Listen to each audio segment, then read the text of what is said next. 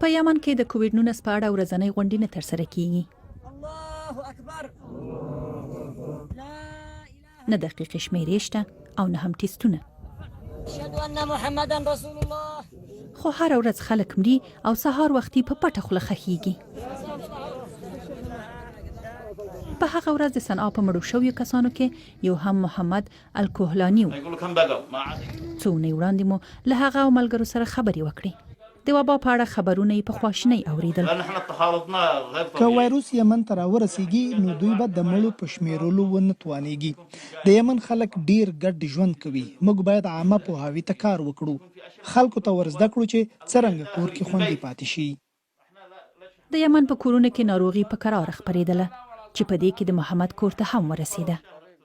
کورنۍ یې وایي هغه د سږو له التهابه مړ شو او د کرونا ویروس ټول علایم درلودل. موږ اوس خبرېږو چې د محمد پلار او د کورنۍ ډیر نور غړي یې هم ژوند له لاسه ورکړی. هغوی هم ورته علایم درلودل. دغه یې د تره زوی دی. تر مړینې څو ورځې وړاندې د دغه کسانو مړینې یوه یې هم له کرونا ویروس سره په تړاو نه ده ریپورټ شوې. د دغه هیواد روغتیايي سیستم نیمایي د تیرو شپږو کلونو راپدې خوا جګړې ویجاړ کړې. دلته شخړه د حوثیانو، سعودي او متحده عرب اماراتو په مشرۍ ائتلاف ترمنځ ده چې برېټانیا او امریکا یې ملاتړ کوي. بي بي سي له ډاکټر اشواق سره په یمن کې د شخړې پر مهمو وختونو خبرې کړي. د لوږې پر مهال کولرا او اوس چې کووډ 19 خپور شوی. دا وایي کړاوونه ورځ په ورځ بدتریږي. د لاس پاکولو له موادو سره د خلکو کورونو ته ځم او ورته وایم کور پاتې سئ. دوی وایي ډاکټرې په ناروغۍ مو مه ډاروه.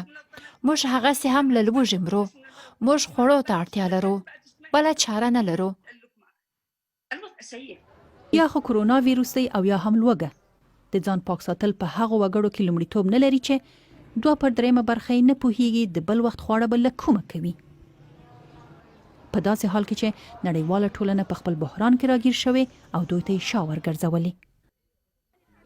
د ملګرو ملتونو د مرستو په غونډه کې یوازې نیمایي دومره پیسې راټولې شوي چې د ژوند ژغورلو پروګرامونه پرې وچلوي. د کرونا ویروس په اړه د خبرداریو میاشتې کېدلې چې په یمن کې به په پټه خوله خپرېږي. اوس چې وبا راغلې خلک وژني او د شمیرلو څوک یې نشته.